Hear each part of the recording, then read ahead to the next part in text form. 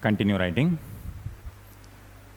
Actually, this seal, particularly, first I will explain broadly, then I will give you the information.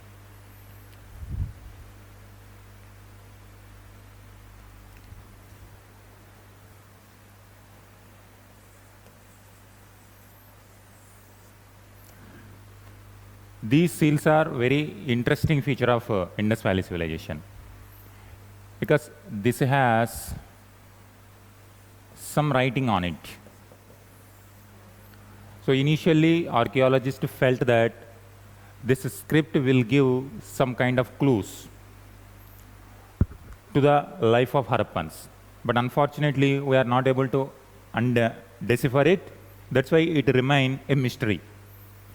For example, when you compare with other civilizations, do you remember with respect to Egyptian civilization, there was one stone that was discovered by Napoleon.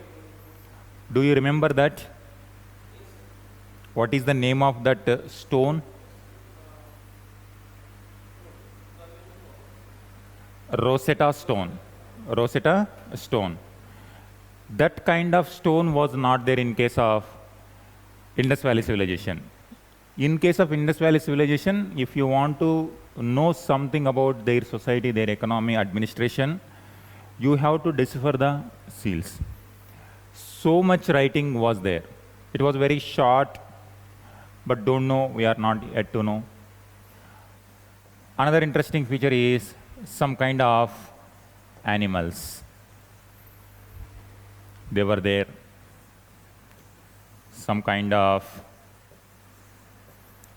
human figures are there. And when it comes to size and shape, this is another interesting feature. And who manufactured this?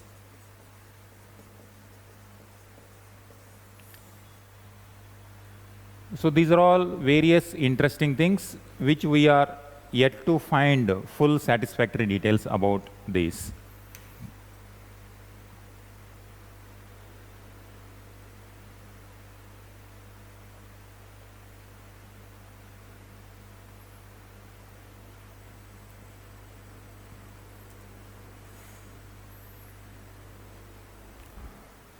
So in this context, we have to write some more thing. Question can be asked, what is the significance of seals when it comes to Indus Valley civilization? So in that respect, we have to write some more points. You keep writing. Up to what point you have written? Most of the seals are square or rectangular? Calcite also used. Yeah.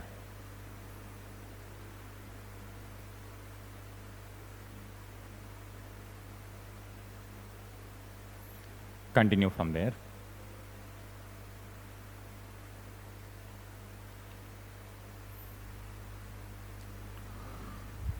Two silver seals. Now we are giving some evidence also in which areas we discovered. Two silver seals with unicorn.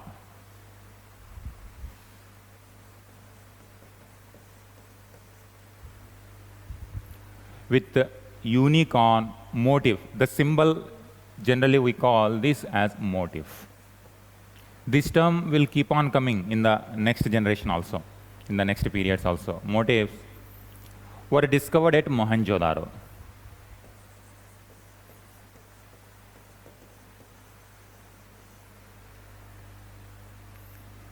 Were discovered at Mohenjo-daro.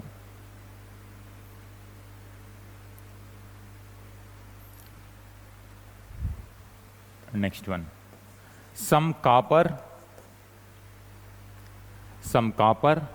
and soapstone. Copper and soapstone seals were found at Lodal.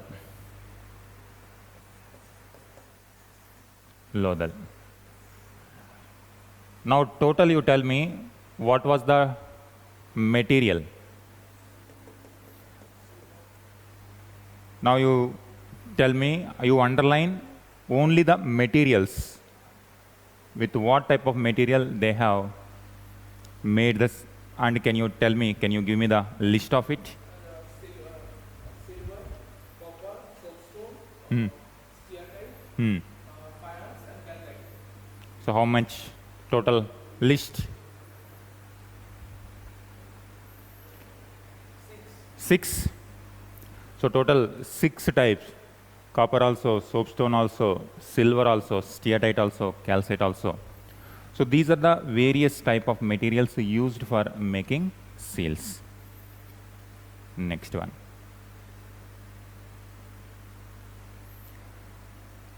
Some stone seals were also discovered.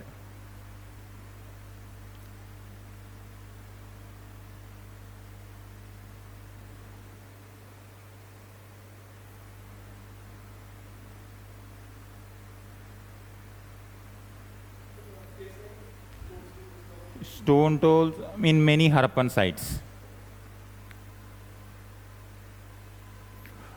So this is the, when it comes to material.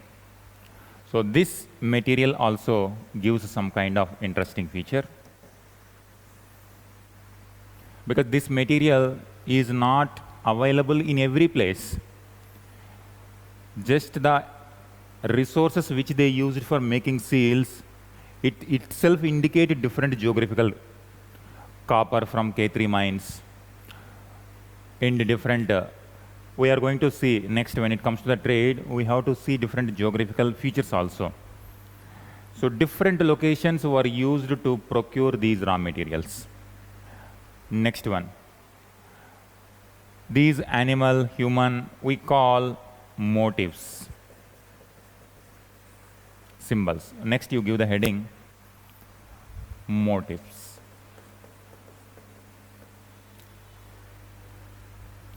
Motifs on seals.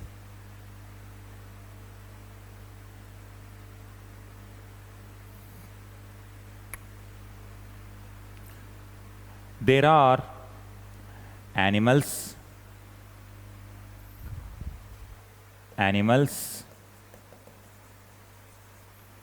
plants, and human figures. Animals, plants, human figures.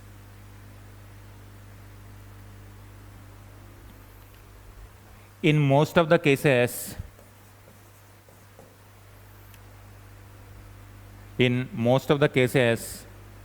there was short inscription.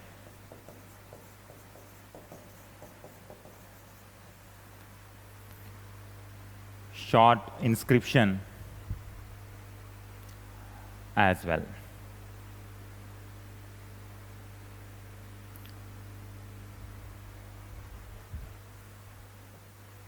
In some cases, there was only writing but no motif. Only writing but no motive. So in some cases, this motif plus inscription is there. In some cases, inscription is there but no motive. On the seals. So everything we are talking about on seals. For example, what is the name given by Mesopotamians to Indus Valley people? Meluha. So that was the name. How do we know that Mesopotamians called Indus people as Meluha? Sumerian writing. So Sumerian script was deciphered. As a result of it, we are able to know what they were talking about the other civilizations. But when it comes to Indus people, what Indus people called Mesopotamians? We don't know. Probably these seals might be there. Whatever this inscription is written, some kind of name might be there, but we don't know. Suppose when tiger is there, and if some inscription is there. So what generally we feel? Probably the name of the tiger they might have written on this or it could be the name of the person who manufactured it, it could be, or the place of the Harappan city where it was manufactured. Suppose if today if you take, we have 1 rupee coin or 5 rupee coin, even 20 rupee coins also coming. Now you see different kind of namings. Year also you will find, and some kind of name also you will find. So some kind of, you suppose if image is there, so some kind of detail we get. Suppose that this rupee, now after 2000 years, now we all will go, these coins will be remain there, and after 2000 years, if they are not able to read what we are using today, they will not get what is the meaning of 2023. We know this is 2023.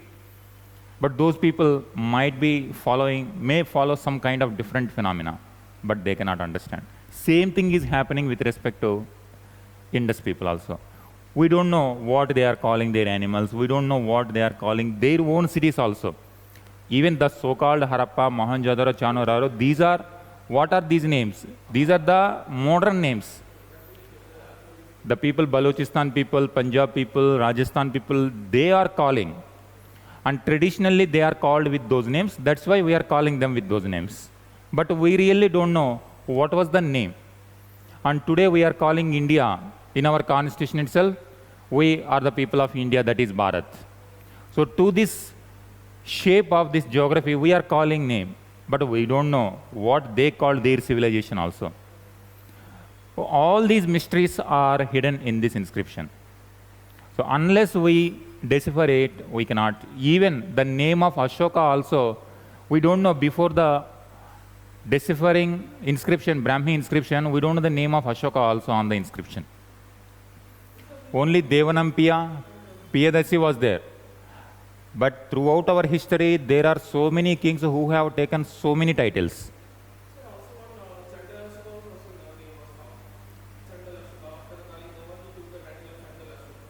Okay, then in that case, confusion may arise. So without knowing the exact inscription, we cannot corroborate. Because when it comes to Buddhist literature praise Ashoka so much. And whoever reads Buddhist literature always praise Ashoka. There was a king called Ashoka, spread Buddhism. But when it comes to the inscriptions, there were so many inscriptions in different parts, Afghanistan also, Pakistan also, Bangladesh, India also. But when it comes to these inscriptions, who gave, which ruler gave? We don't know it was Ashoka. We were thinking that there are so many rulers, there might be one ruler called Devanampiya. We don't know whether he is Mauryan or Gupta or some other dynasty also. Only after deciphering inscription, Brahmi inscription by, who is the person? James Prinsep. After that only we could corroborate that all these inscriptions are also related to the same Ashoka that was described in the Buddhist text. Similarly, when it comes to these motifs also and this inscription also, unless we decipher it, we don't know the real meaning.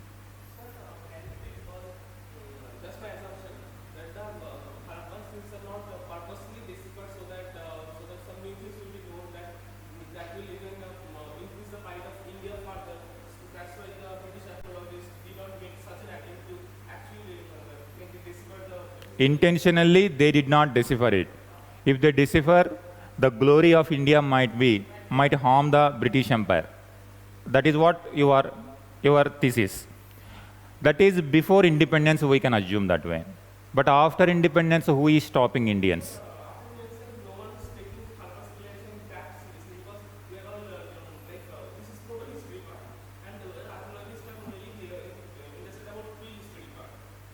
Okay. But even after 75 years also, do you think similar kind of attitude?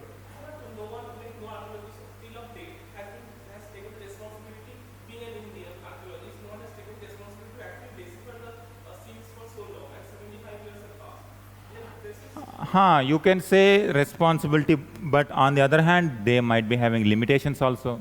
They are not able to really understood. Because if a similar kind of pattern is there, then you can keep the similar pattern and you can have. But there is no some kind of similar pattern, That's why that is hindering the archaeologist to decipher the real meaning.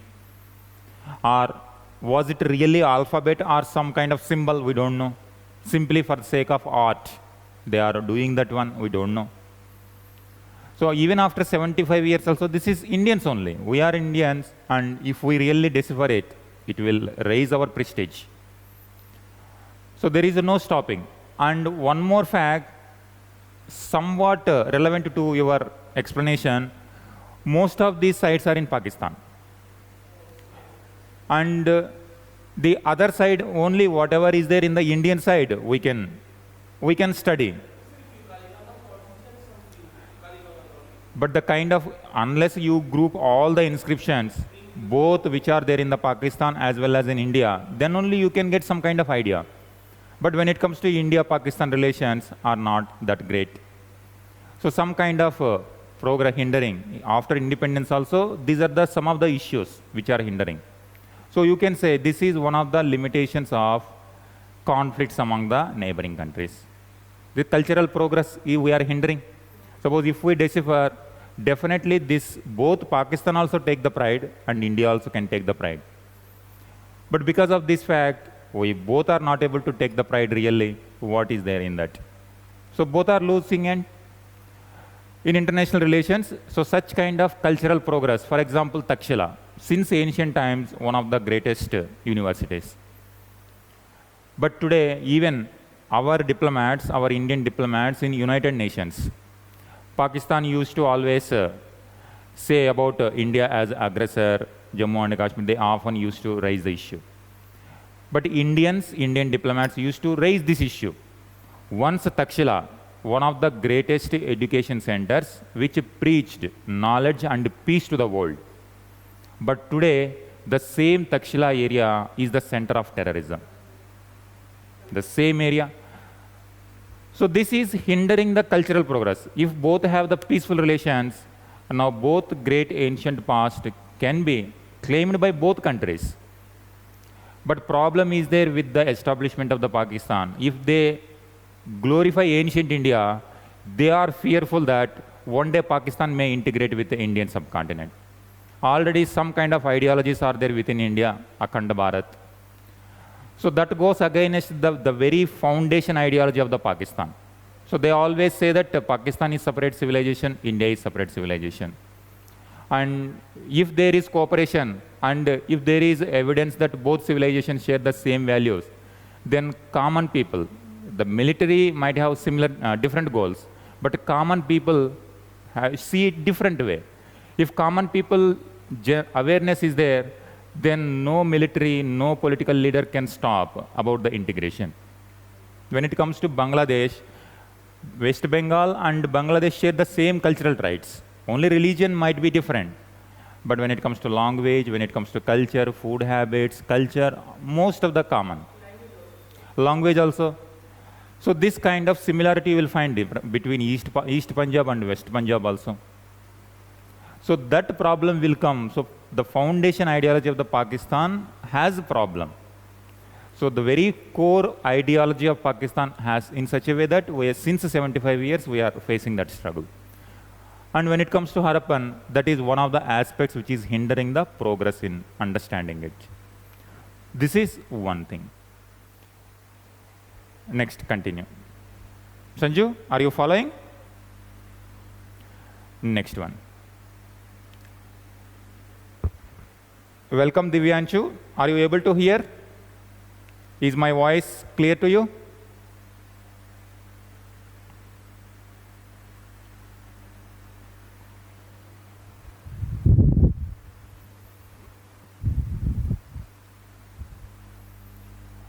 Okay, fine.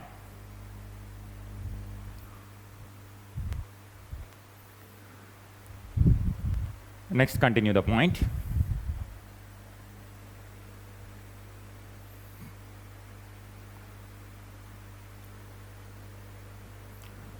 The motives include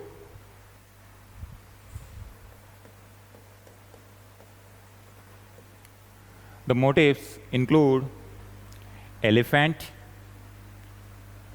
tiger,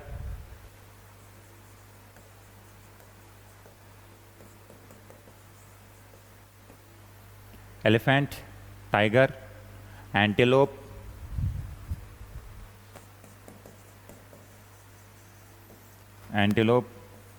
crocodile, humped bull, buffalo,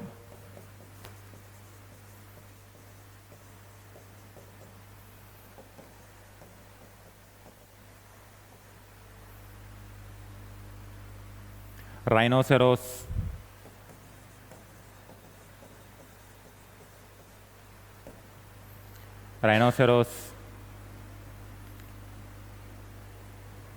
Now this is another interesting feature. One-horned mythical unicorn. One-horned mythical animal. So they represented real animals which even we also know today, and something which is unique, and probably this might be having some kind of cultural significance in their life. Have you watched that movie Mohenjo-daro? In that movie also, the initial scene and in the dream of hero, this mythical unicorn comes. So in that movie also it was depicted. So that way, we don't know the real meaning of it. There might be some kind of, even today also, for example, when it comes to Hinduism, one of the avatars of Vishnu is Narasimha, having the half animal lion and half human. In reality, we don't find. In Egypt?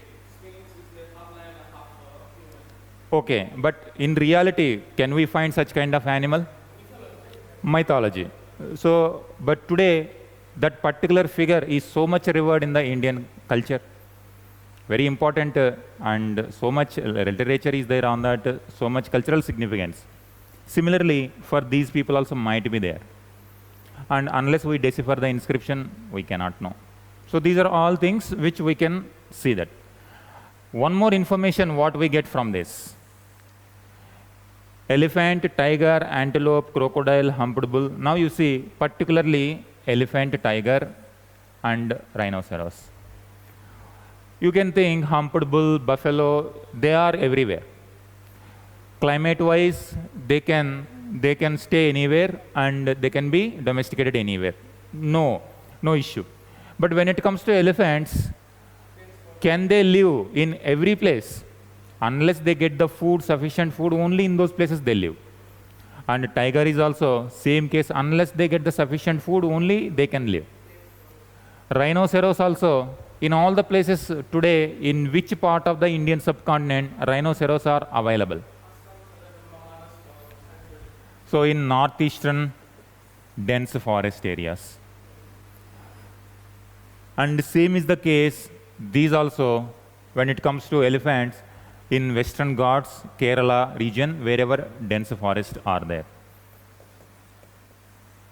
And tigers also, it requires forest area,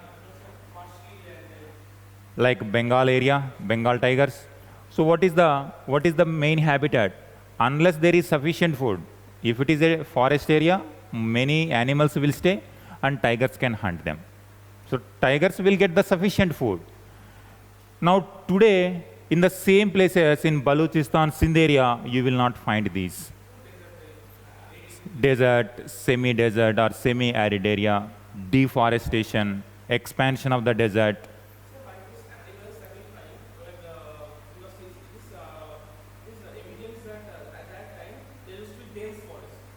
Definitely. So only we can infer from this only. And suppose they have used brick industry. Bricks they have utilized for the construction of the houses.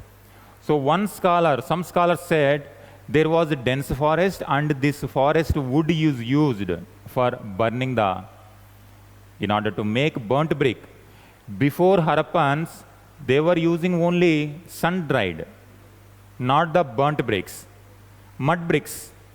The brick, you will get clay anywhere.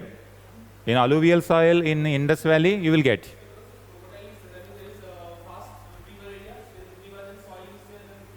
Crocodile means now it should be very good habitat for the growing crocodiles. So it should be water also, sufficient level of water. That's why some scholars said there was dense forest, and this forest was utilized for making the burnt bricks. So they cut it and they started using it. And this is the another one. And one more evidence to show that even during the time of 326 BC, what is this time in the Indian history? What is the significance of this time period? BCE, we are not in AD. Any idea, Sanju? Sorry, Sanju? Alexander. Alexander reached northwestern part of India around this time period. Alexander time period, Greek historians used to, they always maintain the records of the military conquest.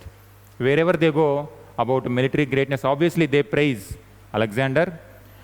And while praising Alexander, they explain about the geographic area also, in which area they conquered. And for our history, that geographical description is very important to understand this area.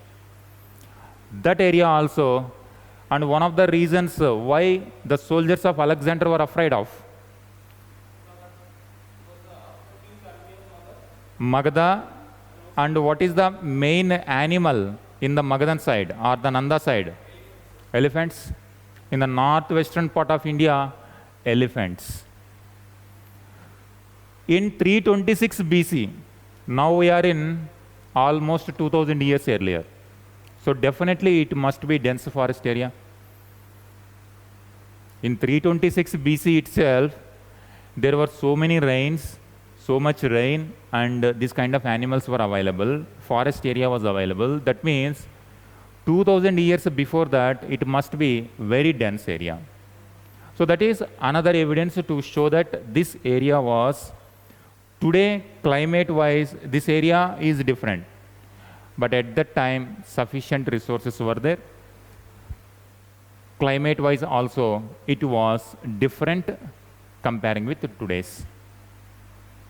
So these are the things which we get from the, now just seals only, but how much information, without even deciphering the script, we are able to infer this much information. If we really decipher script, we will get even some more details.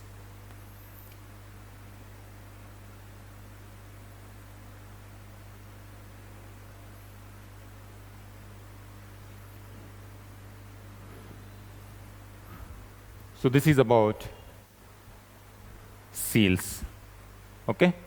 And one more you give.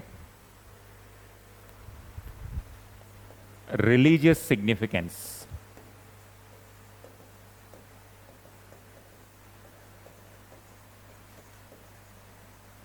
Of seals.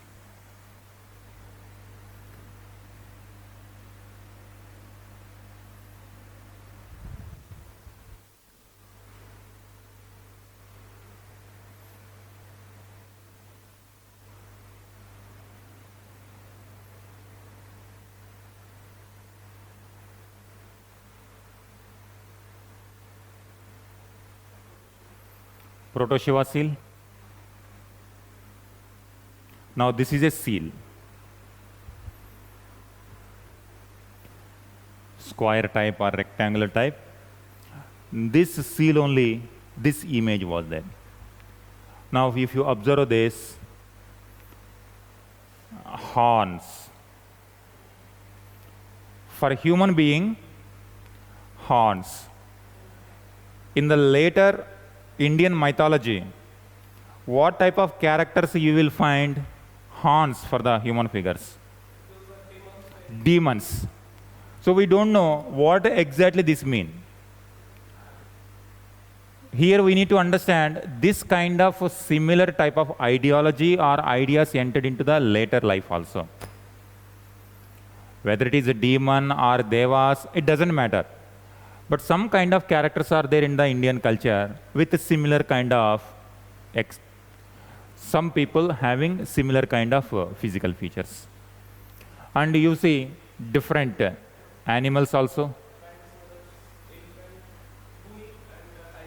Elephant, tiger, this is a buffalo, okay? Then this one, rhinoceros, and some kind of script. We don't know really what does it mean. So are they describing about the name of this person?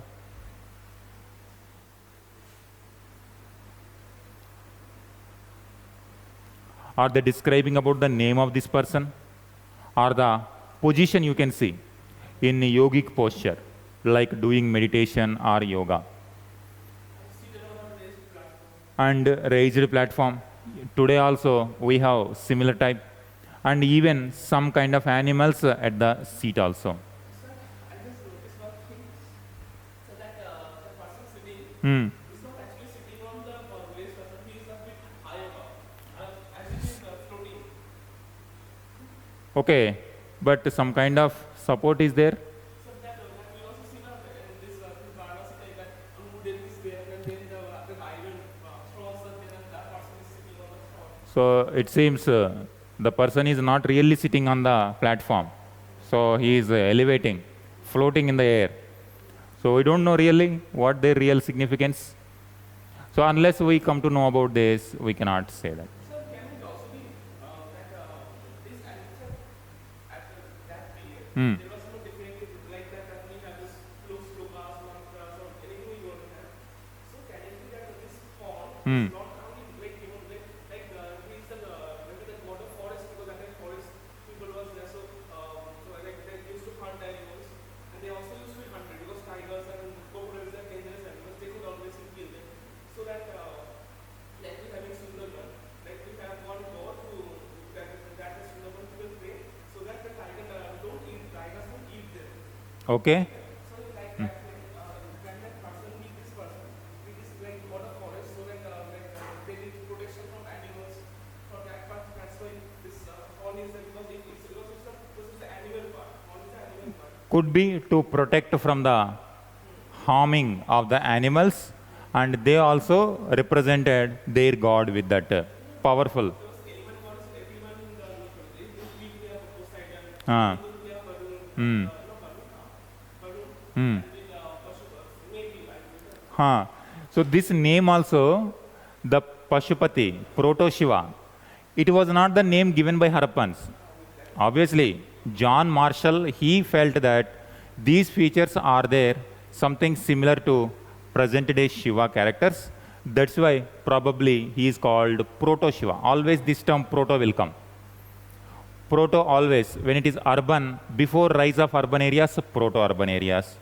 Before the rise of history, proto-history. And before the rise of Shiva idea and proto-Shiva.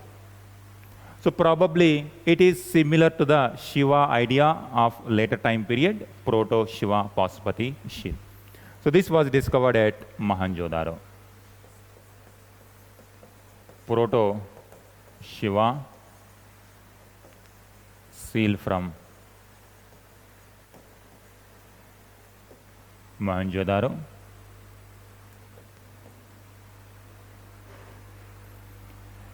This seal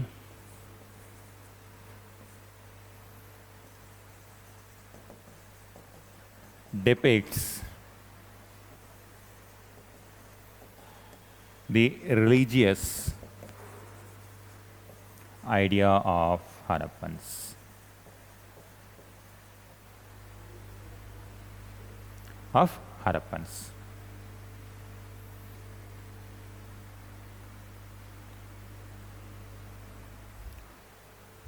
This is about seals. Now you give the next one. Networks of trade. Next heading, main heading. Now seals are done. Next heading.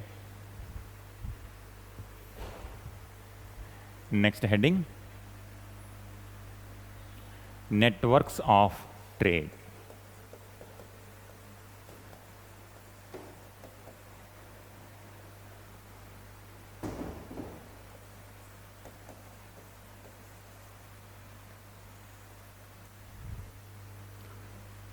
What is happening?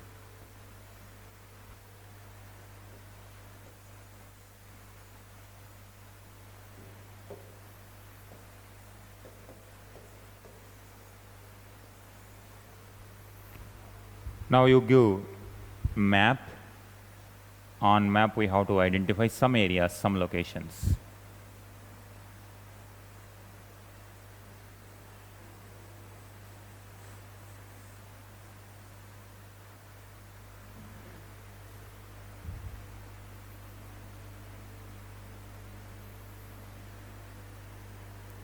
Sanju, Divyanshu, draw India map. We are going to show some physical features.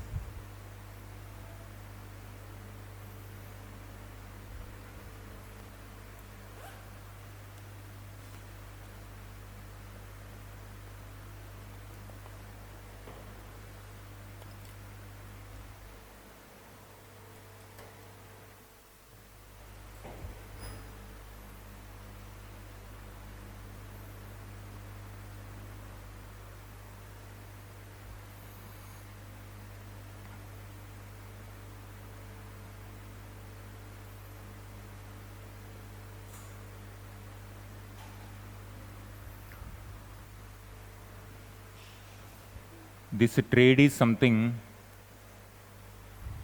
with respect to mains question also very, very important. You write one question also in bracket.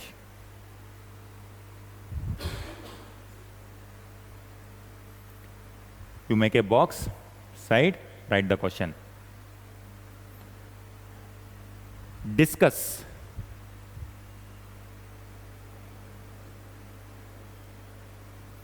Discuss the trade, discuss the trade,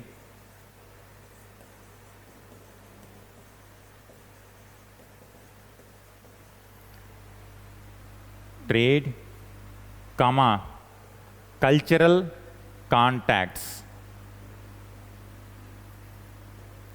cultural contacts, and the extents of the Indus civilization.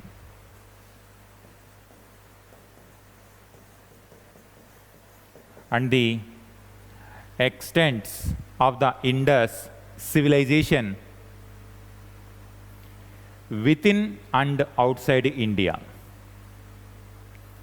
Within and outside India.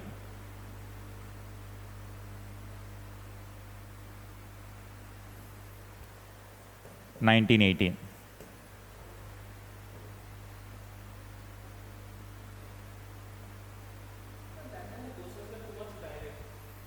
Direct. That time, write about religion, write about trade, write about contacts. Now, after 30, 40 years, obviously our worldview also changed. And accordingly, questions are also coming. Climate change was not at all an issue. And the kind of forest which we saw in 1980 is different. And today, even before liberalization period, yes.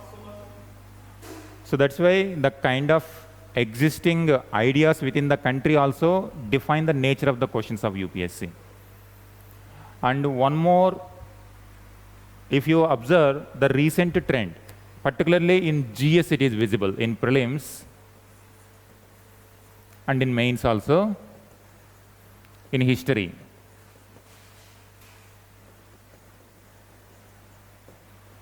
If you observe, 6 years ago, 7 years ago, when it comes to prelims,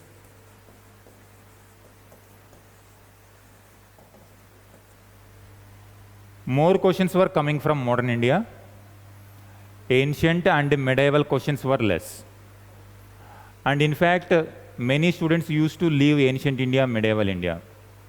Only culture part just they will read, but without knowing the really what happened in ancient India, medieval India, with respect to general studies students. But in the last 6 or 5, 6 years, what is the trend? Hardly questions are coming. And ancient, medieval, and in medieval also, earlier the neglected areas.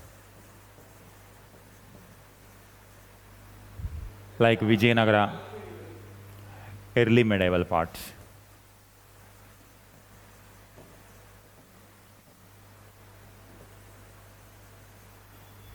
Early medieval parts. And these questions are also coming. And early medieval, the so-called neglected areas. Now, modern India, very few questions are coming. And really, if you see the ideology of the existing government is visible gradually. Obviously, suddenly institutions will not change. Institutions will change gradually over a period of time. Suddenly, when you change the government, suddenly every institution will not align to the ideology of the existing government. So it takes some time. That's why in 2014 you will not see this observation. But 17, 18, 19, 20, 21. Now you will see this trend not only in UPSC prelims, but whatever exam conducted by UPSC. In other exams also, you will find this difference. But again, when ideology of the government changes, once again that percolates into the institutions also. It is not only about UPSC. Even in the Supreme Court itself, the so-called protector of the constitution, every institution, you will see the change. And why we are discussing this? In 1980, the atmosphere of the political atmosphere was different. And in 2023, political atmosphere is different. And our worldview also, before 1980, worldview was different. Liberalization, globalization was not that we were following socialist economy or mixed economy inward. But 2023 conditions are different. Accordingly, the technology also changing, worldview also changing, our ideology also changing. Accordingly, the questions are also changing naturally. Nowadays, most often, with respect to environment, questions are coming.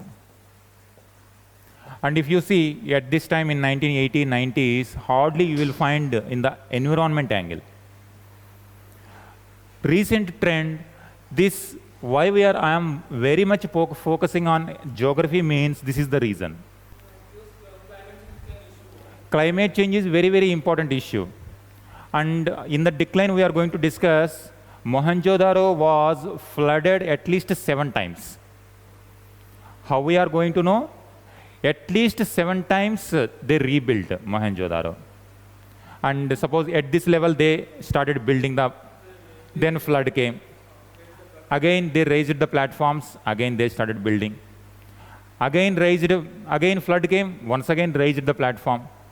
So like this, 7 layers of at least, but even today also, some layers are there under water.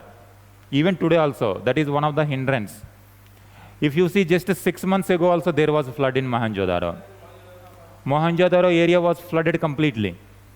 And that was one of the major issue that some of the important relics of Mohenjo-daro are being vanished. So even today also we are seeing the flood, and that time the river size was different, amount of rainfall was different. So obviously that angle. That's why this environment angle is very, very crucial. Whether it is seals, you can get information about environment. Whether about network also, you are going to get environment angle now. So trade and cultural contexts and the extents. You write this and you give in this area.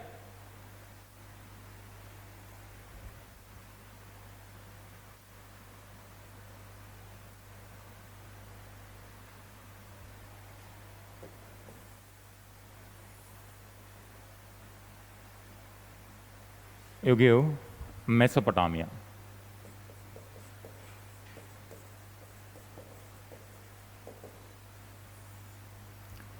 Here you give Mesopotamia.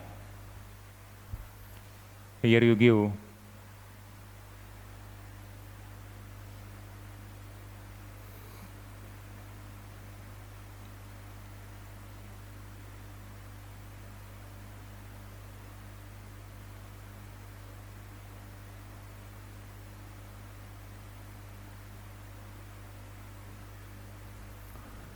Turkmenistan you give.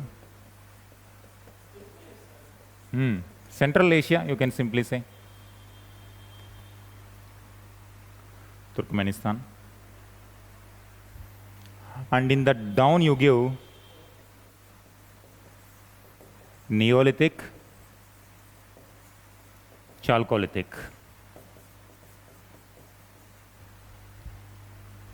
Deccan, Neolithic, Chalcolithic.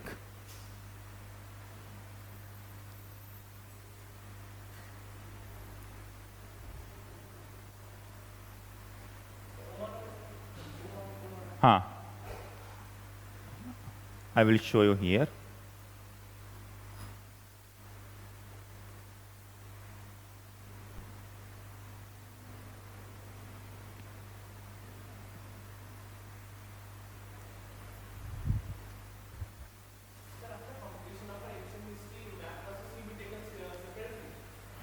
Today I am going to start, I want to tell you also.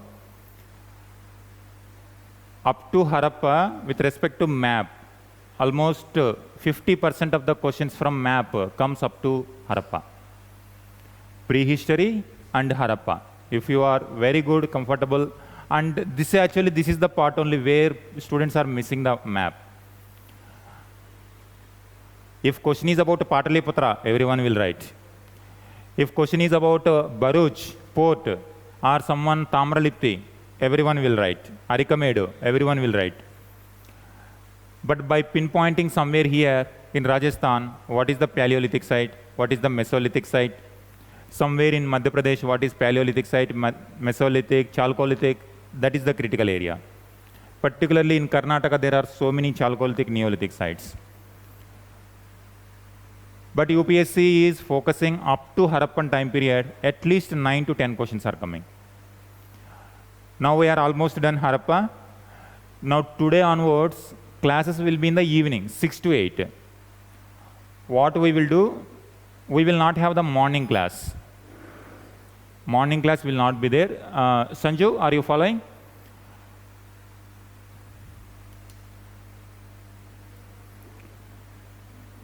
Are you hearing? From tomorrow onwards, there will not be morning class.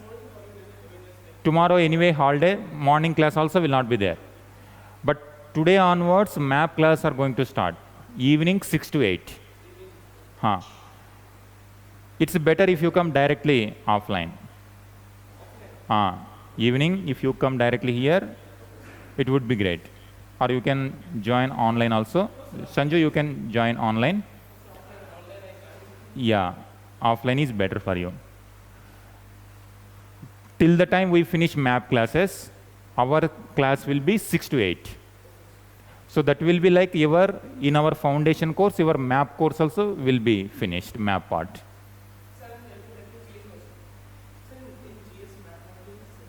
In GS, there is no map marking. In general studies, you are asking about mains or prelims. In mains, GS, there is no map related. Only in optional we have. Only India. Indian means Indian subcontinent. Indian, Afghanistan, Pakistan, India, Bangladesh. Ancient part means subcontinent. And even we have one important site in Sri Lanka also. One capital site, Anuradhapura. That was one of the ancient centers where Buddhism flourished. Yeah, at that time, like Pataliputra once a great city, Kanauj once a great city. Likewise, in their tradition also, that was one of the important sites. So like that, we are going to see different important sites. Tomorrow, no class, and tomorrow onwards. Tomorrow onwards, no morning class. Only you come evening. And for map, management will give us a new schedule. Because evening 6 to 8, accordingly, our schedule will be there. In week, we have 5 classes. And those 5 classes, which days are 6 to 8? That schedule will be given. Till the time we finish map classes, you will not be having morning class. Only evening map classes. After map class, again, once again, morning continues. Sanju, are you following? Till the map classes. Anyway, now up to Harappan we are done. We are going to handle map, so that your map also will be done at this point only. And if you do map now itself, it will be, you will remember more now. And now see this. This Syria, Iraq, this region was Mesopotamia.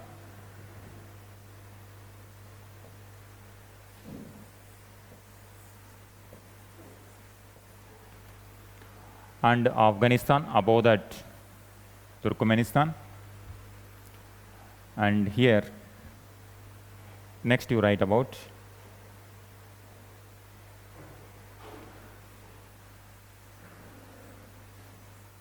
what is this region?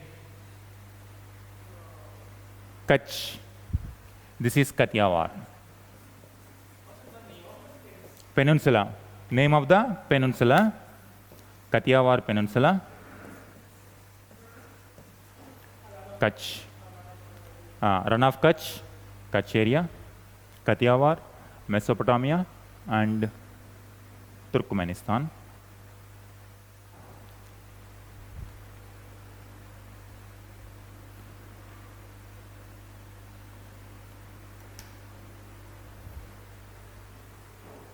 Here we have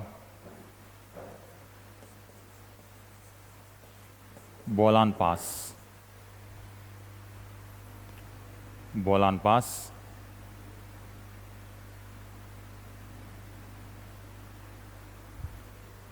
Little bit above.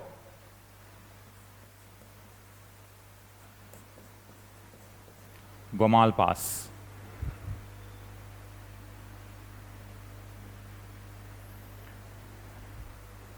There are three important passes. One is Khyber Pass, Gomal Pass, Bolan Pass.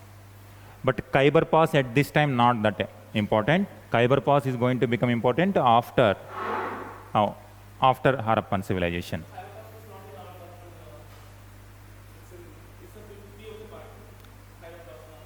Now Khyber Pass is located in Afghanistan-Pakistan boundary. It is not in POK, it is near the boundary. Which one? Here. There are so many passes. Banihal Pass, Pir Panjal Pass. Karakoram area, that is also there. Okay. Khyber Pass located in this location.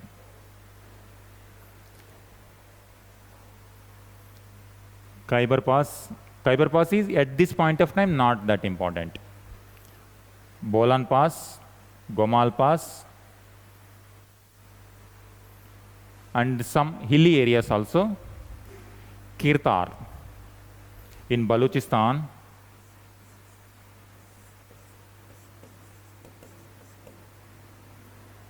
Kirtar, Kirtar.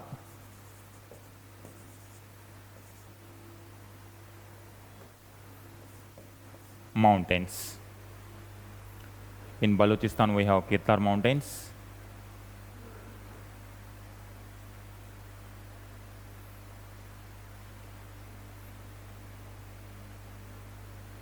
And do you remember here?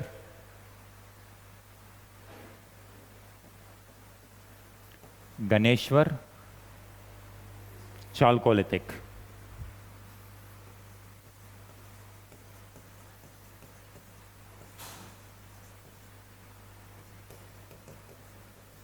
Chalcolithic. Now,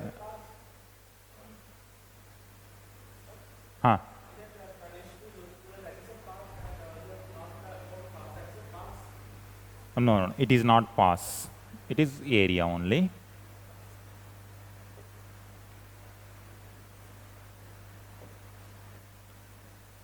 It is area. And what is the mountain range here? Aravali mountain range.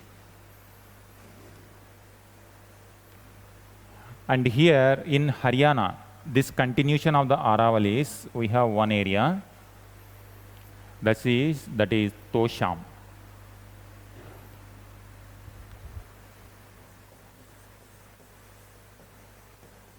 Tosham Hill. This is in Haryana. Haryana is known for plain area. Punjab and Haryana, plain. But this Tosham is the extension of Aravalis in the boundary. If you just see this,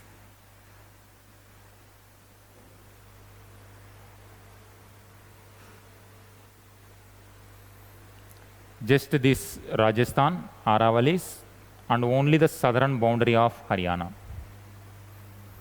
There also we have one hill called Tosham Hill. So here, run of Kutch, Kutch area, Kathiawar Peninsula, Tosham in Haryana, and when it comes to Kirtar Mountains in Balochistan area. Okay? Now,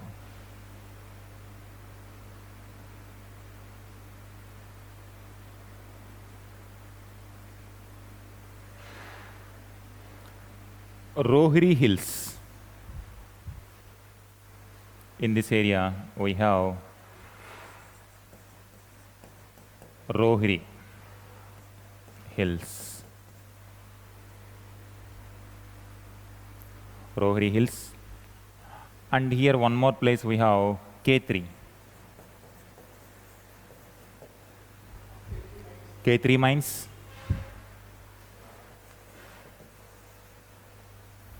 And here in the Deccan you give Kolar Goldfield.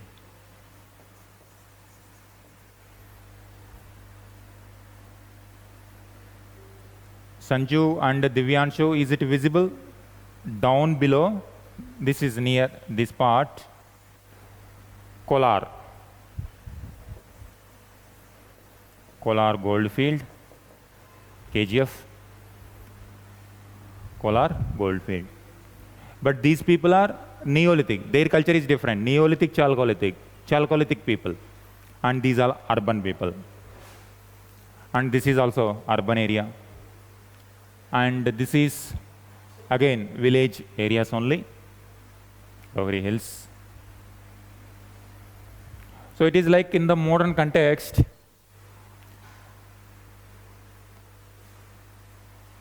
suppose some villages grow the cotton exporting to the US. US is highly urbanized area, but they are having the contacts with village people. And when it comes to Africa, they are exporting the diamonds to the most advanced urban areas. These people are poor only, but they are exporting diamond.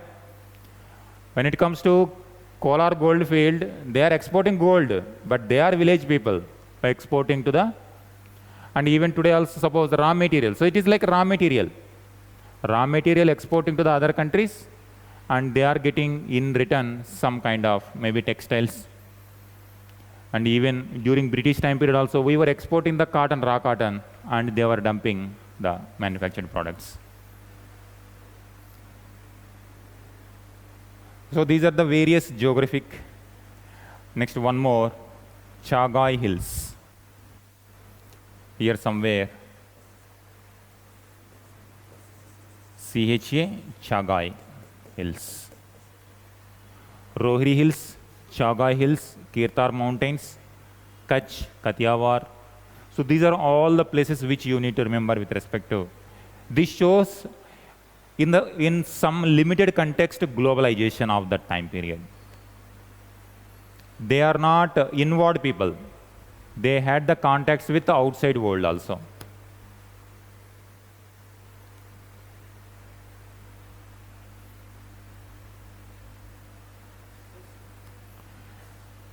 This is one of the ideological change in 90s, that when since ancient Harappan times we were globalized people, why we are inward looking?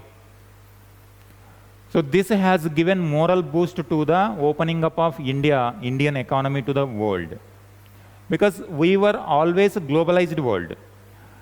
In Harappan time period also we were having the contacts with West Asia. And in fact, at that time, this was the world for them. And when it comes to the post-Mauryan period, we were having the contacts with the Roman Empire. And in fact, most of the Roman gold was coming to India. If there is any concept of the trade balance concept, India was enjoying the trade balance. Today, trade deficit. India today, we are facing the trade deficit because we are importing oil and other manufacturing defense products. Because of that, we were earning less and shedding more. But at that time, in post-Mauryan period, most of the gold, and how do we know? The Roman authors, Roman historians themselves were feeling bad about their Roman drain is being drained to India. So they were, it's like, suppose today also, opposition parties will attack the government, whoever is there in the government, that our trade deficit is growing, and government, what you are doing. So Indian trade deficit has been like this since the Britishers came. So Huh. Yeah, till 1750s, it was in our favor. And in fact, we were enjoying the 25% of the global trade. And even in Russian emperor also said, if you trade with India, that is like trading with the world itself. So the Russian emperor. When it comes to the Roman, this post-Mauryan period, the people within Roman Empire also, they complained about the Roman policies. You are importing more cotton, particularly cotton. India was very good in cotton, muslin. And it was very light cloth. And the women of Roman Empire were very much liked by that cloth. That's why they used to import more from India. So in that way, most of the gold was coming to India. We were always globalized, but in 1990s and 80s, before 1990s, we were inward looking because of the existing circumstances. And ideologically, you have to counter the narrative in order to bring some new reform. Ideologically, you are going to face a lot of opposition.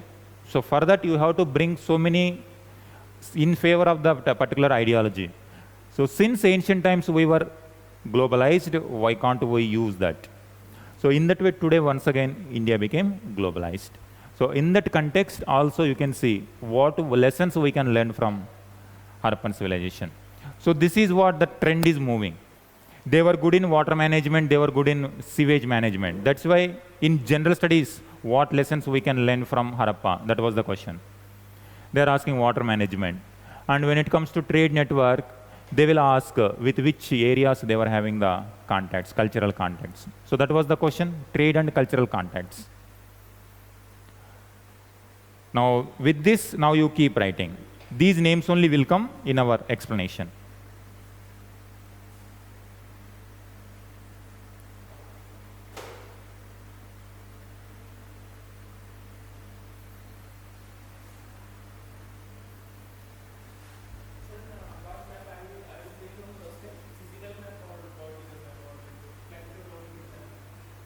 Today I will explain. Today evening you will come. Today evening also you have to come, because today onwards it will start. Sanju, today evening onwards we have the class, okay? So 6 to 8 you join.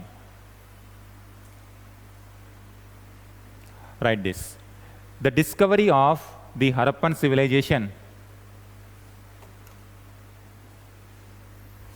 the discovery of the Harappan civilization generated a great deal of interest, generated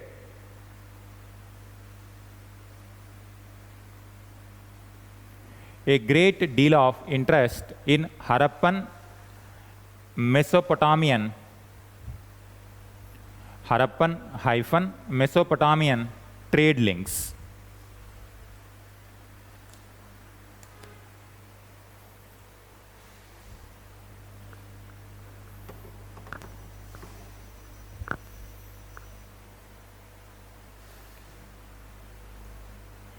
Mesopotamian trade links.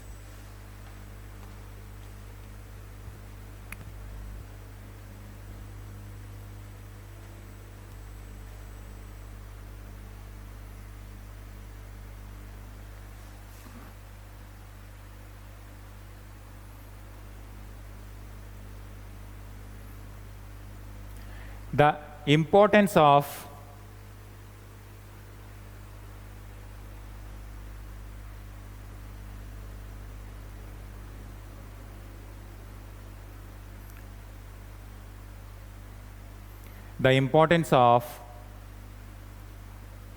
trade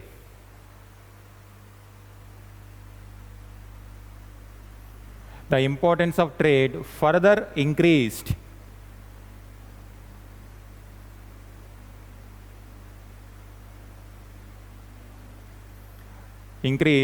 by the discovery of raw materials and finished goods.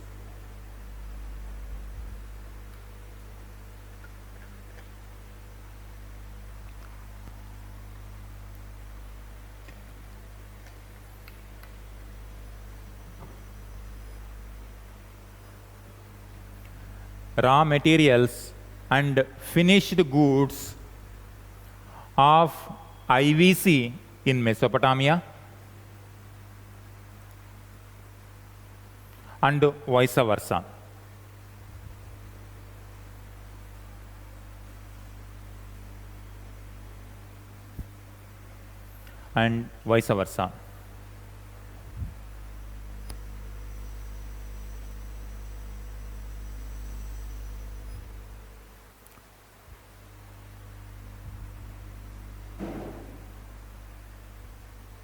Next point. This was an age before the advent of coinage. There were no coins also at this time. And the vibrant trade of the Harappans,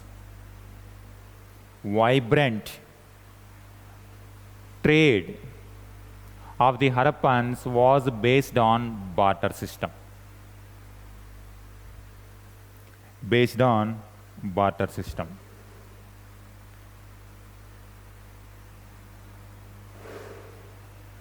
Suppose today we have so many currencies. If we want to trade with other countries, we have dollars, at least some kind of mechanism. Whether you have sufficient dollars or not, secondary matter. But you have some kind of mechanism. If you want to import some item from Saudi Arabia, if you have dollars, you can import. If you have some dollars, you can import something from China. Anywhere, any part of the world, if you want something, you can bring it. But that time there was no such kind of trade mechanism. Only mechanism is barter system. Barter system will flourish only when you have more raw materials, more finished goods. Whatever Mesopotamia is required, unless you produce, they will not share with the barter system. Similarly, whatever IVC people require in Mesopotamia, IVC people will not enter into the trade. All people are not following the barter system now. For example, why only dollars are required? Without dollars, why can't countries are not able to trade?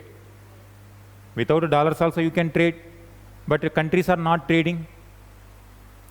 Because whatever they require, you will not have fully. Whatever we require, they will not have fully. Saudi Arabia requires some kind of defense products, example. India is not having the capability to produce the defense equipment what Saudi Arabia expects. And in that case, without dollars, the trade cannot be flourished. If they require food items, we are having the food items, no problem. We can share, barter. But if they want defense, we don't have. And if you think without dollars, if it is flourishing, that means we have all the requirements of Saudi Arabia, and Saudi Arabia has all the items which India requires. So without coinage, through barter system, there were very good, strong, vibrant links. This is what we can infer from this means they were producing wide range of products. And Mesopotamia also producing wide range of products.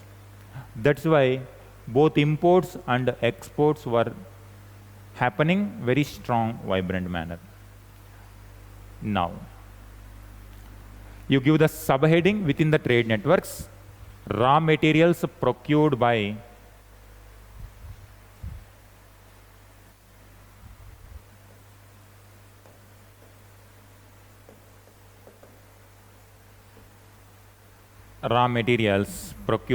IVC. You write one line. One of the important aspects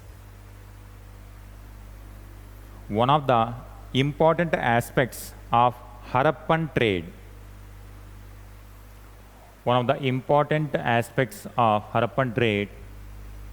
is the identification of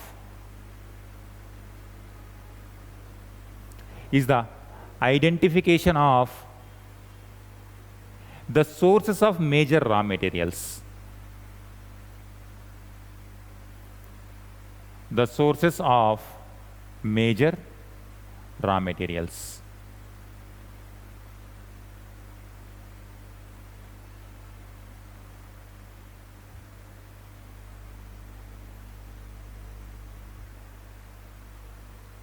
Now you keep giving one by one.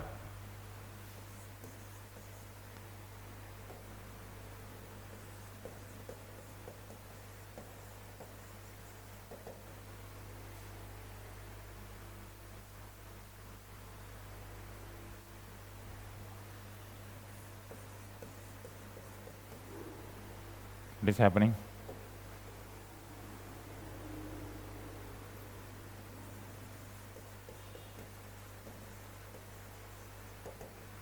Jet blades.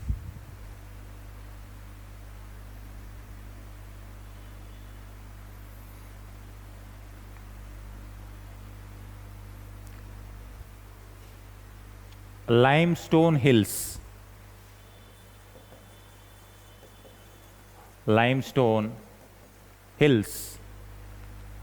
Of Rohiri,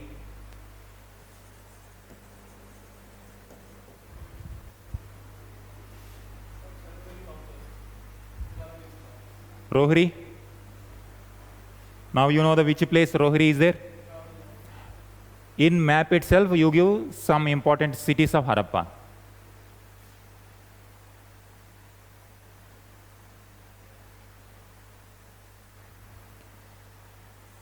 Mohenjo-daro, Chanhudaro, Harappa,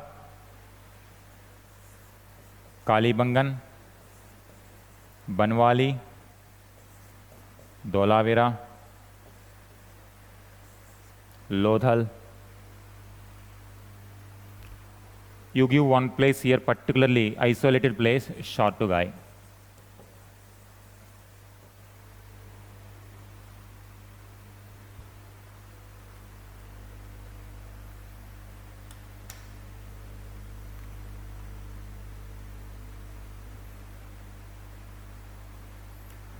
Shortugai. Okay, now chet blades. They were producing Harappa, Mohenjo-daro, Chanhudaro, chet blades. They were useful for domestic purpose. For example, to cut vegetables, to cut meat, you need blades. And these blades were stone blades, chet. Limestone was used. And they were procuring from Rohiri hills. Continue. Next, copper.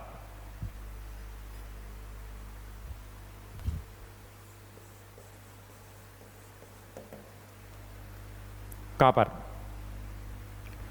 K3 mines of Rajasthan.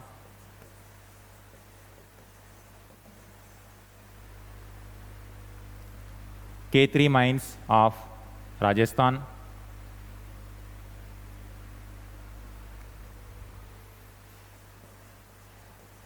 Traded with, within that, traded with Ganeshwar and Jodhpura.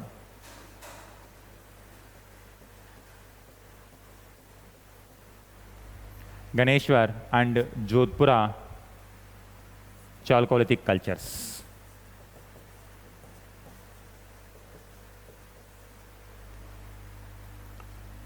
Chalcolithic cultures. And you make this particular line star mark. In general studies itself, in prelims, they have asked this question. You see how difficult for general studies student. Now, in the context of Harappan civilization, we understand the significance of Jodhpura Chalcolithic culture. But in GS, they have asked, with which of the following cultures Harappan people traded with copper, for copper? K3 mines here, and there Ganeshwar Jodhpura Chalcolithic culture was there. But these people are village people. Harappan people are same like Africa is supplying diamonds to the Americans. So it is not surprising. Next one. Lead and zinc. Lead and zinc.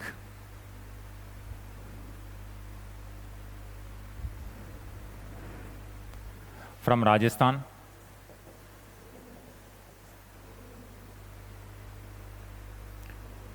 From Rajasthan. For making bronze, they require copper also. What is the other element which they require?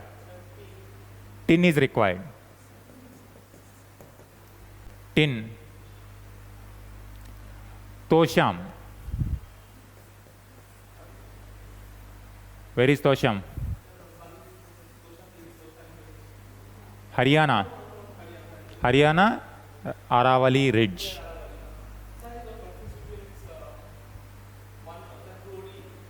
Rohiri Hills. Tosham. Rohiri Hills in Sindh. Actually, this has different. If you see this part,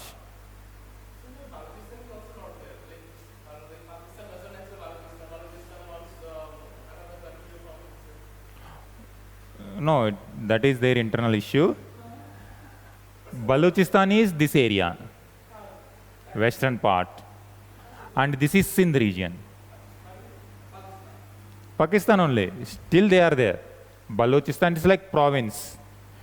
India has different states like Karnataka, Rajasthan, Jammu and Kashmir, Assam, different regions. Similarly, Pakistan is having Balochistan, Sindh, Punjab, and northwestern part.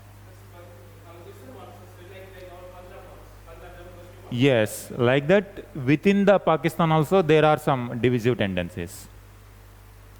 That one.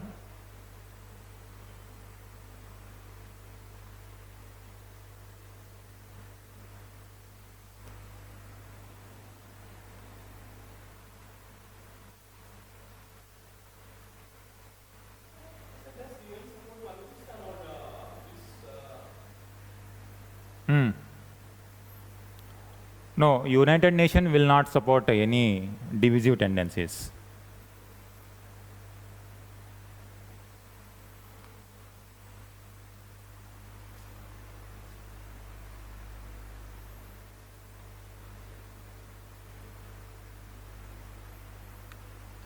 Do you see this? These are the different provinces of Pakistan.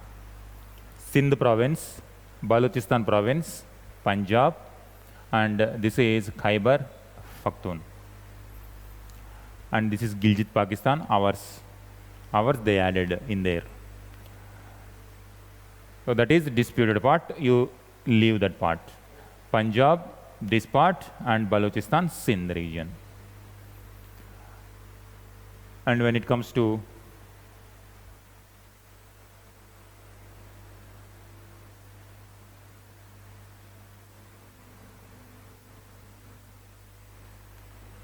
physical map, and now these are the physical features. Now you see complete plain area, Indus River and other 5 rivers, completely green color, that is plain area. And this side Balochistan plateau, Sulaiman range, and this is Himalayas. And these Himalayas in Afghanistan also, boundary, Sulaiman range. And here in this place, Rohiri Hills, little bit in this part. Once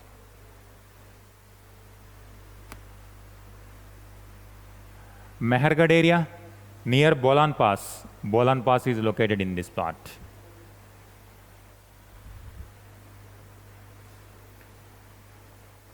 Bolan Pass, somewhere here, Mehergarh. So somewhere here, Rohri Hills. So this way, now K3 mines in this location. Tosham Hills, Mohenjo-daro, Chanhudaro, Dholavira, down Lodal, Kalibangan, on the river, Ravi River, Harappa. And when it comes to Afghanistan, somewhere here, Shortugai.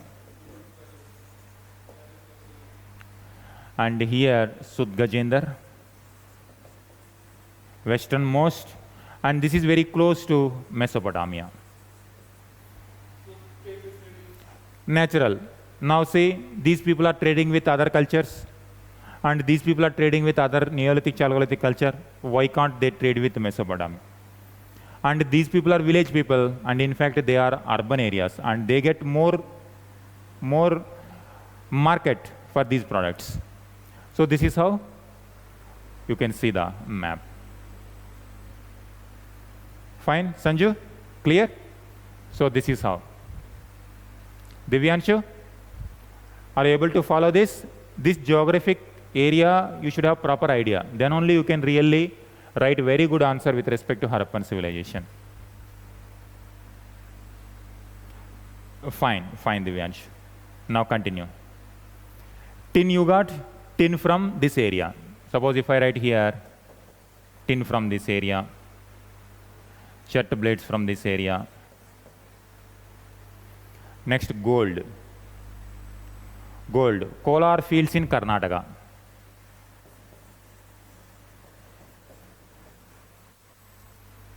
Kolar field in Karnataka. If I go there, it will go.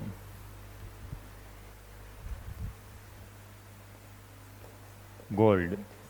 Kolar gold field. Here one Neolithic site, probably Pickley Hall.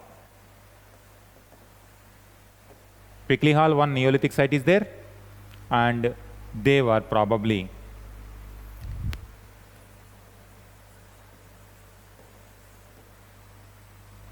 supplying the gold to them.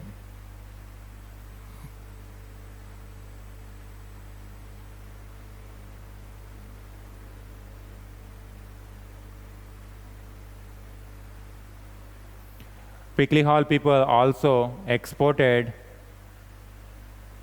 cattle, beads, fine beads. Actually, these beads. Here you give Neolithic settlements.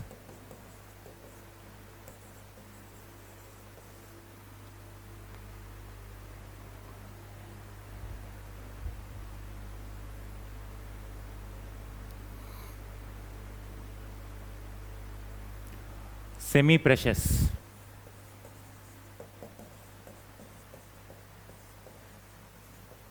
Semi-precious stones. Chagai Hills, Balochistan.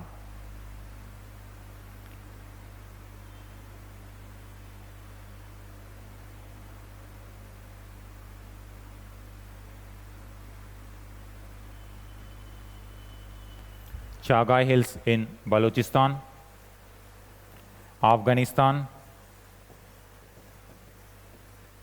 Gujarat. Semi-precious stones, these three areas. One of the important semi-precious stone is lapis lazuli. Lapis lazuli, one of the important semi-precious stones. And they brought it from Afghanistan, Chagai Hills.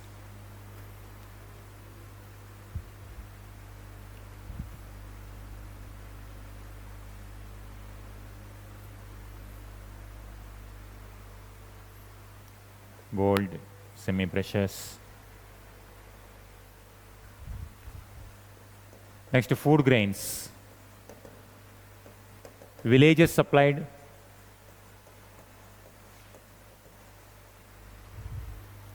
Even today also same thing. Agriculture, villagers will give to the urban areas. Urban people will give the manufactured products to the villages. Same is the case there also.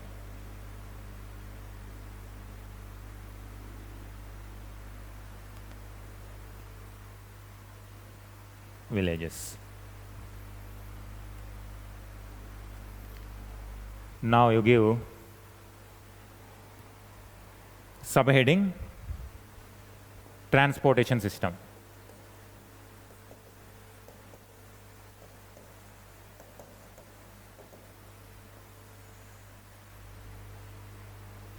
Transportation system. Two-wheeled carts,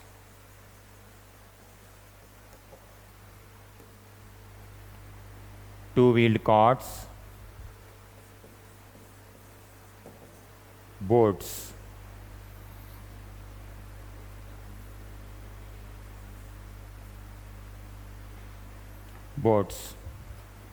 and these boats are depicted on seals also. How do we know that they use the boats? On seals also. Terracotta models.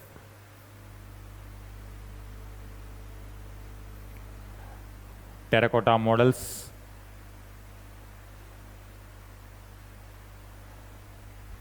Particularly these models found at Harappa and Lodal.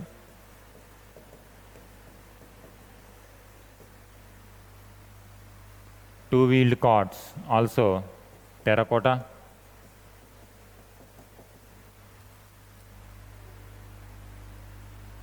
So now you see the importance of terracotta.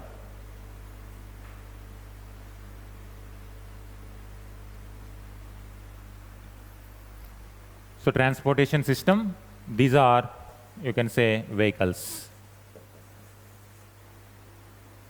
And now trade routes. Trade routes, when it comes to trade routes,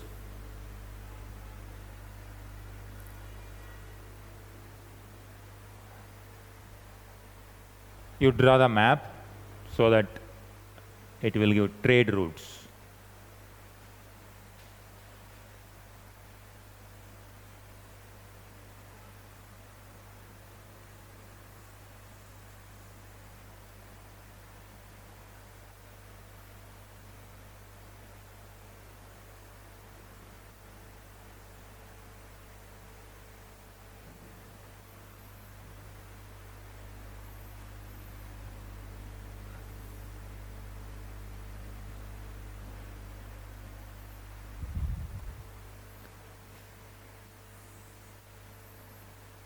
Sindh,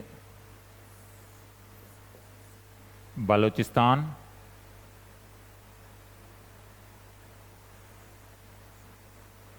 Punjab, Gujarat,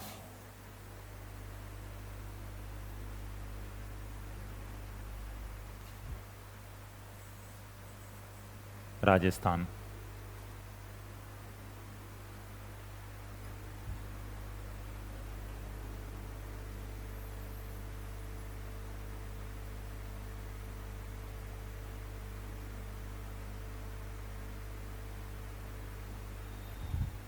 So you draw like these are the routes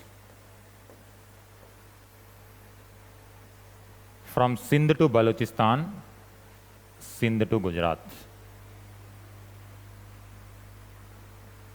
and Sindh to Punjab. For example, if you consider Mohenjo-daro, it is in Sindh region. Harappa is in Punjab region. Now these are the two important sites. Some scholars even suggest that these are the two capitals of Indus Valley civilization. Now when you say these are the two capitals, that means there must be continuous trade links. We have seen even the coastal area food products are available in the Harappa. These people are trading here also, and whatever they are manufacturing, they are sending here also. And they were using the river route, road also, river also. So these routes, road network, river network, ocean network. So even with today also we are struggling to fully utilize the road network, river network and ocean network. We have so many schemes also. Do you remember what is the scheme which is connecting all the ports? Present day. Sagarmala, Bharatmala when it comes to golden quadrilateral when it comes to road, diamond quadrilateral when it comes to train. So train network, road network, ocean network, even today also we want to fully utilize these existing. Same is the case, they also utilized road, river. Road means, river means we know boats are there, ocean also boats, road means carts are there. That must be, so road also, river also, ocean also. And they had Sindh with Punjab with Rajasthan also. Sindh with Rajasthan also. We just mentioned Punjab with Rajasthan, Sindh with Rajasthan. So all the areas, network possibilities.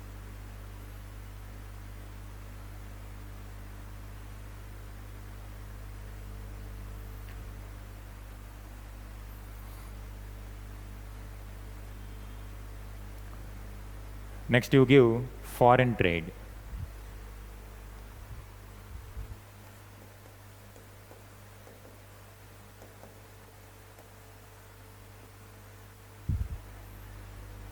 Foreign trade.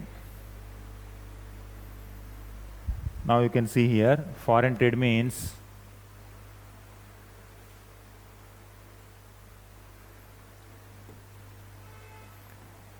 they were trading through this. This is Mesopotamia and this is Persian Gulf.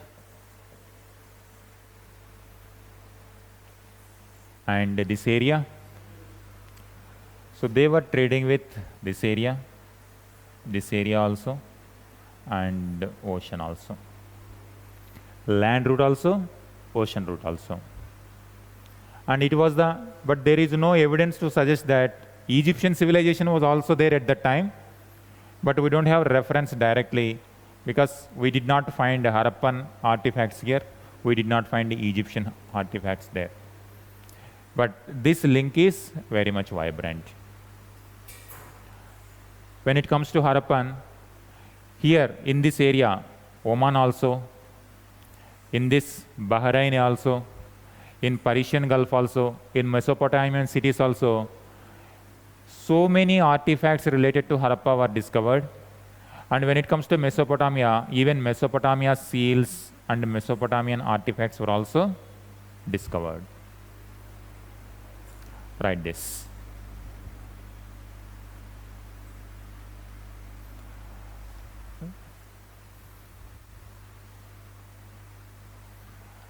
Harappans traded with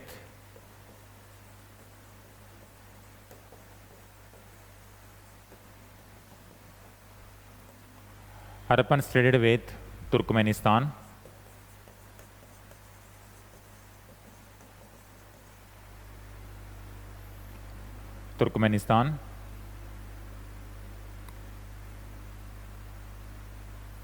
Persian Gulf,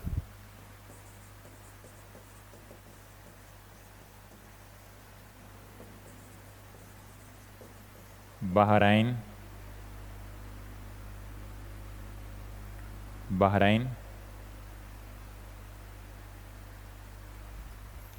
Oman,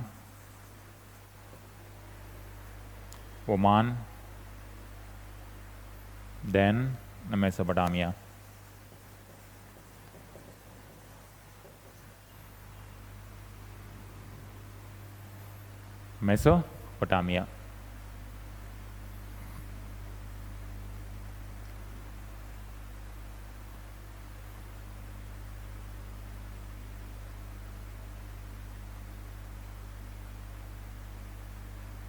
Now particularly you give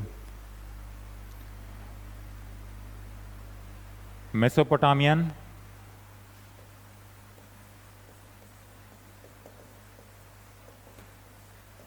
imports from Meluha. Meluha is IVC.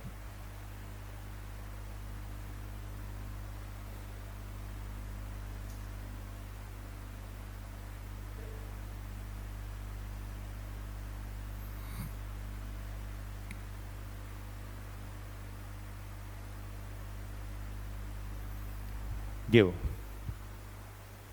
These are the goods made from the other way is IVC exports. Carnelian,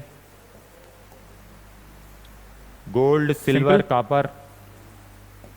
Now today India is struggling to export the manufactured products. We are importing. That is one of the reasons for current account deficit. Ivory, and that is one of the reasons for geopolitical problems also. If we have some issue with China, and the trade will affect. If we have some issues with West Asia, some issues. With Western countries, some issues. At that time now you see what IVC people, that means Indians were exporting. Shells and animal products. Lapis lazuli.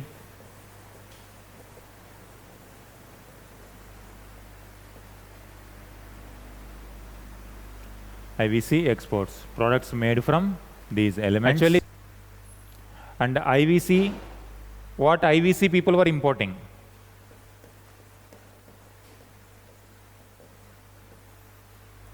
IVC imports. That means Mesopotamians exports.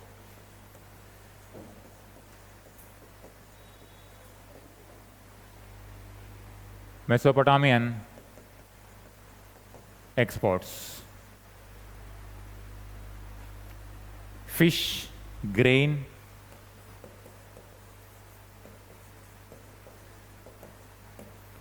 fish, grain. So I did export fish because we have rivers and all, and we have plenty of fish. For example, today also we have a lot of fish. Still some fish, special fish is imported. Tuna fish.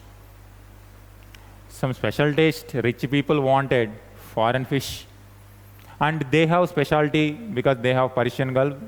They might be having special type of fish. So like that. And they have these materials to export, that's why they were exporting raw wool, woolen garments,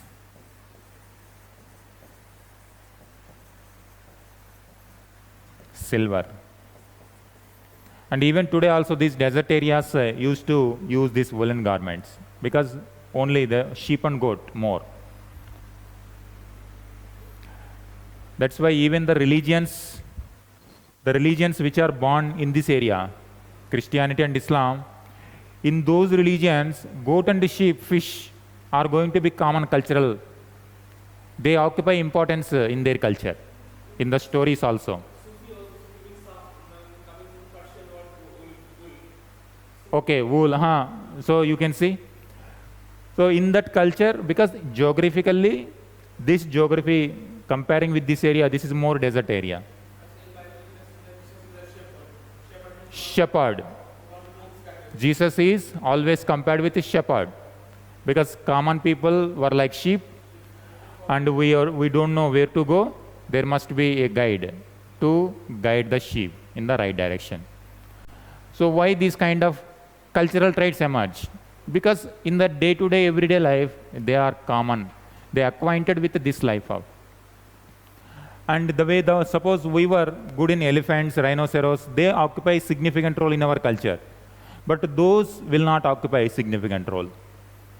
So bull, cow, they occupy significant role because day-to-day activities are important. In that context, in that area, they are not that significantly important.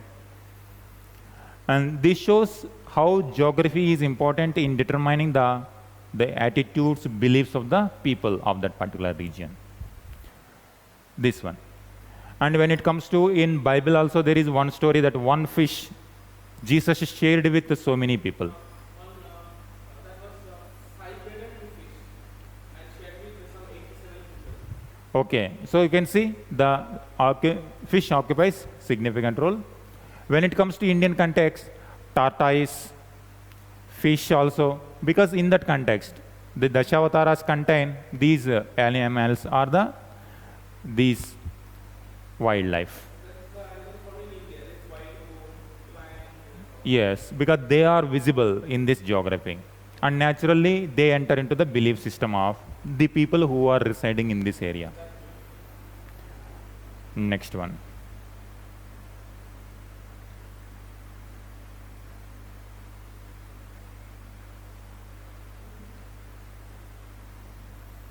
This is Mesopotamia.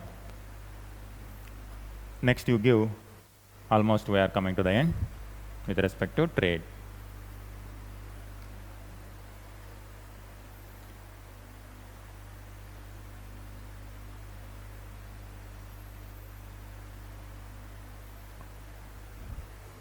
IVC imported, so this Mesopotamia is done. IVC people imported lapis lazuli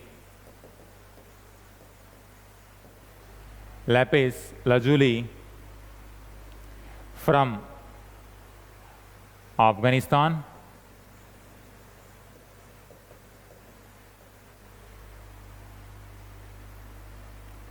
jade from Turkmenistan,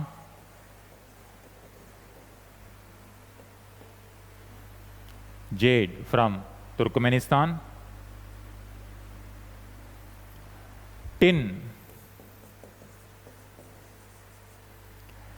from Fergana Valley and eastern Kazakhstan.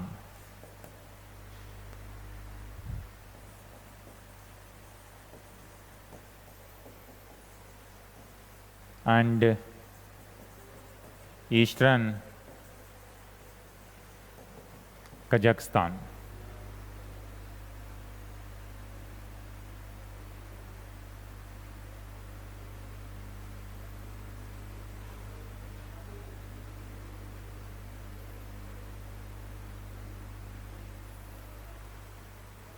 Evidence imported. Evidence is Persian Gulf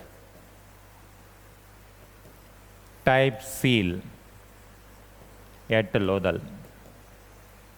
This evidence gives the foreign trade along with the goods.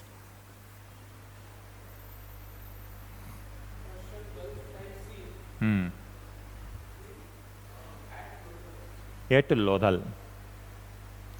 Persian Gulf type seal at Lodal. A cylindrical seal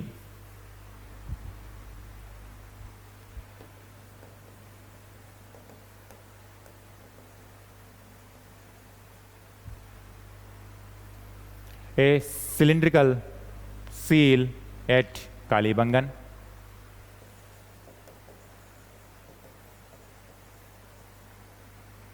When it comes to seals, Indus people are good in square. Indus people seals are square or rectangular, most common. But cylindrical seals are in West Asia.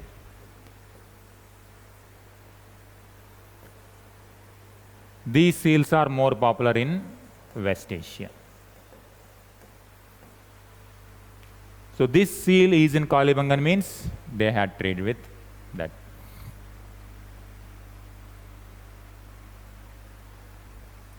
Harappan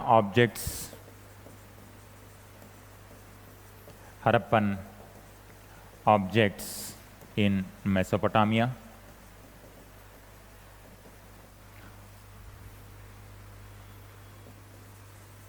Mesopotamian textual references.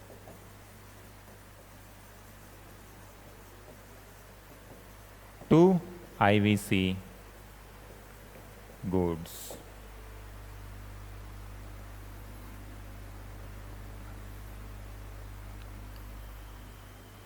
And Harappan seals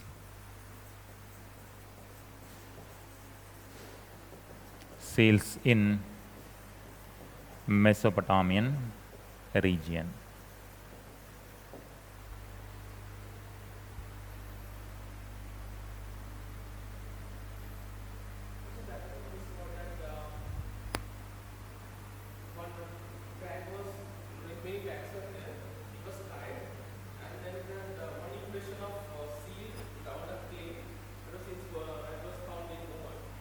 Huh. Seal impression of IVC people. So IVC seals there and their seals here. Found in, so their objects in Indus Valley objects there. Trading with foreign trade. So first part is domestic trade, second part is, so broadly, whenever you see this trade, you divide into two parts. One is internal trade, another one is external trade. When it comes to internal trade, you mention Sindh, Balochistan, Punjab, Rajasthan, Gujarat, and Deccan. When it comes to Turkmenistan, Afghanistan, Persian Gulf, Mesopotamia.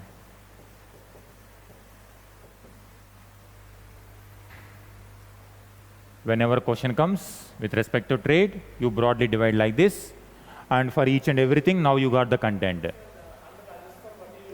Rajasthan, Gujarat, internal trade, Gujarat and Deccan. When it comes to external trade, these are the things. So now you explain, this is the framework. And for each and everything, now you have different Rohri hills, Chagai hills, different regions with internally. Outside also, different regions are there.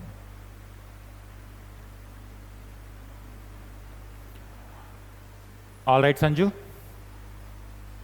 Understood? Up to here? Yeah.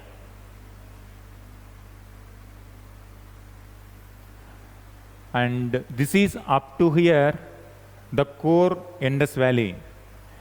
Now, whatever we are going to discuss, now it is going to have impact with Vedic people. If we talk about the religion of Harappan people, now it is going to mix with Vedic people also. So now questions will come like a comparison. How Vedic religion, how Harappan religion. How Vedic society, how Harappan society. Because this is the ideological debate or a scholarly debate between whether Harappan people are Vedic people or Vedic people are the Harappan people. That's why from now onwards, you will see the concepts of Harappan will merge with Vedic people. Now the decline of Harappan people, Aryans migrated or Aryans invaded? Two things. Aryans invaded, destroyed these cities, one theory. They did not destroy, ecological degradation already happened, the degraded cities were inhabited by Vedic people. All those things now it will merge. Now this is the peak. We are talking about 2600 to 1900 BCE. So during this time period, it was flourishing. Now after this time period, gradual decline is going to take place. And this gradual decline, next we are going to see, this we have already seen in the Chalcolithic. And these traditions continued later. These people, ideas entered into Ahar, Malwa Chalcolithic, Jorvi, and this gives that now two types of ideologies within India. This is a Dravidian ideology and this side Aryan. So Aryan. And particularly during independence movement, after the emergence of Indus Valley people, this theory became very dominant. After the decline of Harappan people, they migrated to these areas and they laid the foundation for these new cultures. And meanwhile, Aryans migrated and they inhabited the Gangetic Valley. So these things now onwards, it is going to enter into the next life, next stage of period. But the core part of IVC is up to here. So next what we will see, decline. And while dealing with decline, I will explain origin theories also. Because this is the great, now this much evidence came. Now during British time period, now who are these people? Whether they are really Indians? The way they projected up to 1920s was different. And the way evidence is coming is completely different. More civilized, more advanced, more urban areas. Are they really Indians? Did the Indians had this kind of civilization? That's why different origin theories. They started saying that these are not Indians, they are Mesopotamians. So this way, origin theories and decline theories. Now once again, decline theory also confided with Aryan. Aryans migrated, invaded, so these things. We are going to see these at a time. And later, continuity. Continuity, we are going to see. The moment continuity comes, we have to see about society and religion. So this is how next part of. So today evening onwards, map classes will start. So few days.